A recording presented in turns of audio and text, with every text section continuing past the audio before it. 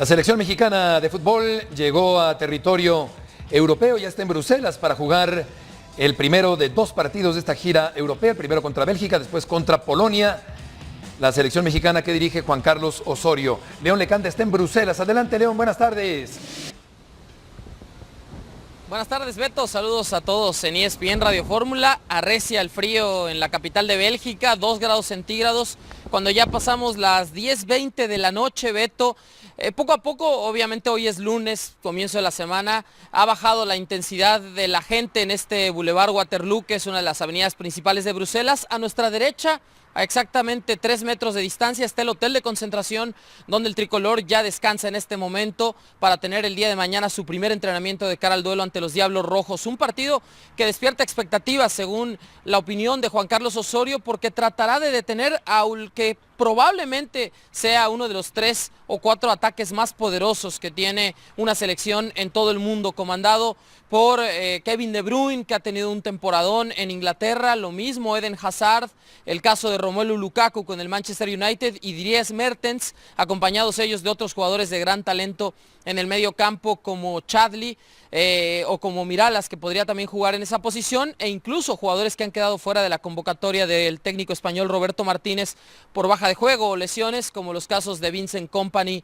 Marouane Fellaini, que son elementos que habían estado actuando recurrentemente con Bélgica. Si les parece, compañeros, escuchemos a Juan Carlos Osorio en la opinión que tiene sobre el partido del próximo viernes frente a Bélgica. Trajimos 24 jugadores que han sido básicamente el core o los jugadores que con mayor frecuencia han estado en las convocatorias, y aprovechamos para beber a Omar y a Carlos Uriel, porque son jugadores que están acá a menos de 45 minutos y va a ser una buena oportunidad de familiarizarnos con ellos, de entrenarlos y de compartir con ellos. Y sobre el aspecto defensivo, pues ya lo estamos decidiendo, ¿no? Seguramente que nos vamos a preocupar por ese aspecto del juego, pero también vamos a tratar de sacarle el mayor provecho posible a nuestros jugadores. Si ellos juegan con defensa de 3 y es Vertonghen uno de los defensores centrales laterales, y independientemente de los que lo acompañen, seguramente que vamos a tener espacio para aprovechar la velocidad nuestra. Vamos a ver al final por quién nos decidimos. Hola, León, ¿cómo estás? Te saludo con mucho gusto. León, te pregunto, mostrabas hace un rato aquí en la programación de ESPN un periódico de Bélgica donde entrevistan a Omar Gobea y Omar dice que tiene ganas de jugar contra Bélgica. ¿Es el plan que jueguen alguno de los dos partidos estos chicos, o solamente se integrarán como los que fueron a Copa Confederaciones, nada más para completar, digamos, los entrenamientos y para que el técnico los tenga cerca? Y es que es una muy buena pregunta, Héctor. Justamente le hacíamos el cuestionamiento a Osorio si estos dos chicos que reciben su primera convocatoria a una selección A de México podían tener minutos contra rivales top, porque estamos hablando del 5 y el 6 en el ranking FIFA, y decía, bueno, vamos a tratar de familiarizarlos con el grupo, de observar su adaptación en el entorno de jugadores que ya han venido en un proceso de selección nacional de muchos meses. Para ellos es un sueño, desde luego. Hace un momento platicaba brevemente con Omar Gobea, me decía, León, imagínate cómo me cayó la noticia, ¿no? Sorpresiva.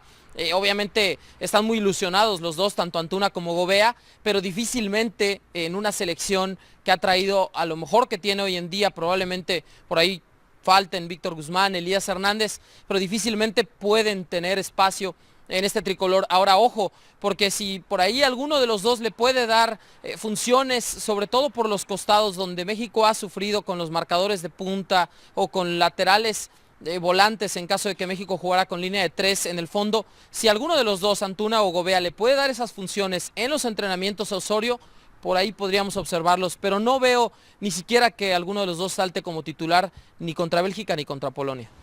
Otra cosa, León, bueno, tendrá cerca a Chicharito porque acaba de anunciarse el cese del técnico del West Ham y entra en su lugar David Moyes, que fue aquel que lo echó prácticamente de Manchester United. Sí. Y que puede ser para él una muy mala noticia esto, porque no se lo disfrazó, le dijo, no entras en mis planes, punto, te vas del Manchester United, ¿no? Y ahora llega como técnico del West Ham cuando el Chicharito había sido una de las grandes compras de este equipo, y ahora, pues a lo mejor en el mercado de invierno aprovechará para cambiar de equipo, porque va a estar muy complicado que Moyes cambie de opinión de la que tenía en el Manchester y ahora que lo tiene en West Ham. Claro. Sí, claro, obviamente es una mala noticia para el Chicharito, como lo comentas, Héctor. Ya se había rumorado desde las últimas horas que David Moyes tomaría el West Ham United por el mal comienzo de temporada que ha tenido el equipo. La prensa inglesa criticaba no solamente el rendimiento general de los jugadores, sino al técnico Vilich, que no ponía en la posición a Javier Hernández o que le exigía demasiado sacrificio y no le abastecían de balones, pero el Chicharito tampoco ha tenido el mejor arranque de temporada. Y si somos conscientes de los futbolistas, de los centros delanteros que están en esta selección, el que mejor anda en su club, claro, guardando las dimensiones de lo que significa jugar en Europa y en México, es Oribe Peralta hoy en día. Está mejor que Chicharito y mejor que Raúl Jiménez. Así que la noticia sobre Moyes no le habrá caído bien a Javier Hernández.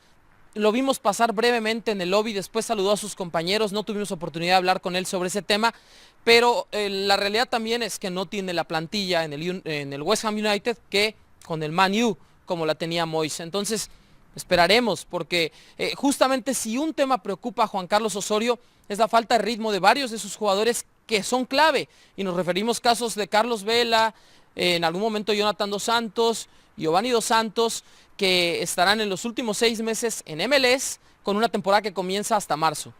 Una selección que a pocos meses del Mundial sigue sin definir su estilo. Y te preguntaría, León, por último, ¿cómo estará el clima en Bruselas de cara a este partido? Mira, ahora mismo 2 grados centígrados, el partido se va a jugar a las 8:45 de la noche, aquí son las 10:30 ya de la noche en este momento.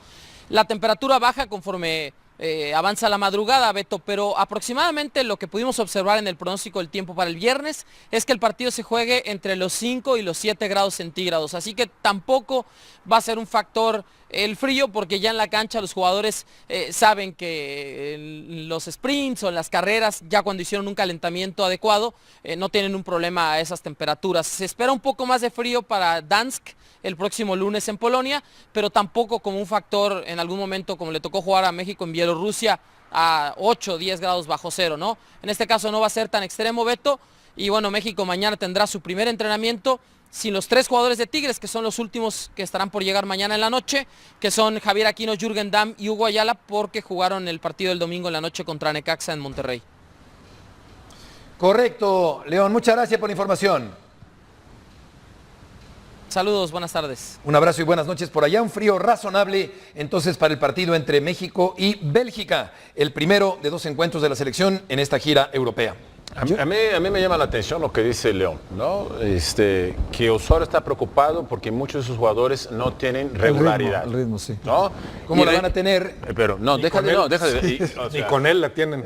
Exactamente, pero entonces, o sea, ¿por qué convocar a jugadores, y con todo respeto a los chavitos Antuna y Gobea, que sabes que no van a llegar al Mundial, desaprovechas 2 partidos importantes y no llamas a jugadores que aquí tienen una regularidad constante, que pueden competir por un puesto de titular con esa base de jugadores que supuestamente tiene Osorio? Algo que tiene que pasar en una selección de fútbol normal, ¿no? La competencia entre el titular y el suplente, que cada entrenamiento trata de demostrar al entrenador que puede ser también titular en esta selección. Entonces es jugar en contra de tus propios intereses. Entonces realmente son unas cosas que cuesta demasiado trabajo entender. Inexplicables. Lo que pasa en la cabeza de un entrenador que parece que tiene secuestrada la selección, que nadie en la federación toma cartas en el asunto. Ojalá que ahorita Torrado lo cuestione, lo condicione, o por lo menos diga cuál es la idea o a qué sentido le está dando esas cosas, ¿no? Porque para mí no tiene sentido eso. En la línea telefónica está Rafael Puente del Río. Rafa, te saludamos, Roberto Gómez Junco, Héctor Huerta, Luis Roberto Alvesague y Heriberto Murrieta. ¿Cómo te va? ¿Cómo estás, Beto? Buenas tardes.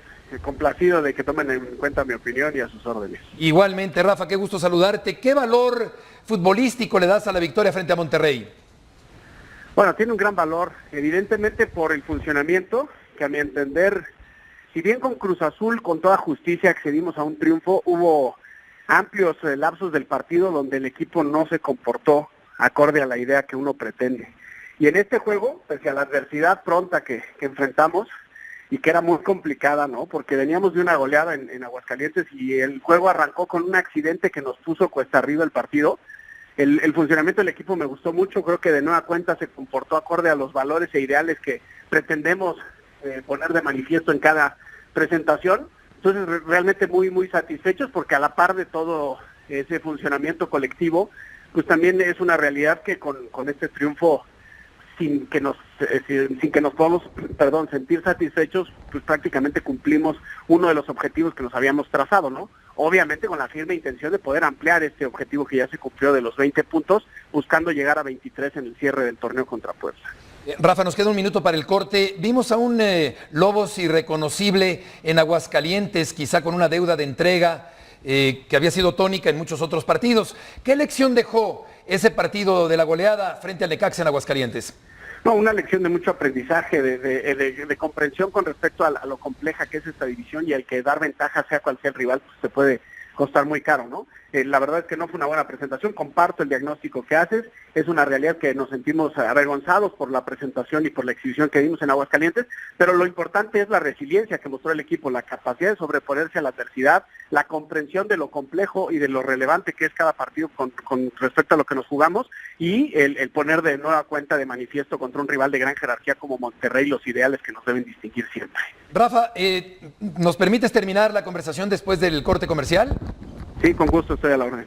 Gracias, Rafa. Volveremos enseguida con Rafael Puente del Río. Valiosa victoria frente al equipo de Monterrey dentro de una temporada intermitente del equipo de los Lobos Universitarios, recientemente ascendidos a la primera división.